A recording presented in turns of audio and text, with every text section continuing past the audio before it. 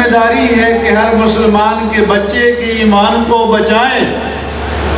اور جبکہ آج ایمان پر ڈاکہ ڈالنے کے لیے یہ سوشل میڈیا موجود ہے، یہ ٹیلی ویژن چینلز پہ جتنی خرافاتیں موجود ہیں، یہ اسمارٹ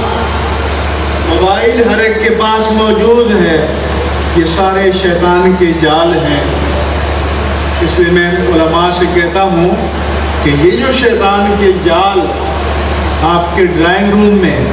آپ کے کامن روم میں، اور کچھ عرصہ ہوگا آپ دیکھیں گے کہ ایک ٹیلی ویژن لوگوں کے واش روم میں ملے گا۔ آپ بچنا چاہیں تو نہیں بچ سکتے۔ اتنے شیطان کے جال اگر ہوں، اس جال سے بچ کر جو نوجوان جلسے میں آئے دین کی بات سننے، جو مسجد میں آئے نماز پڑھنے، میرے بس میں ہو تو میں اس کے گلے میں ہار پھیروں، میں ان کی ماؤں کو سلام کرتا ہوں۔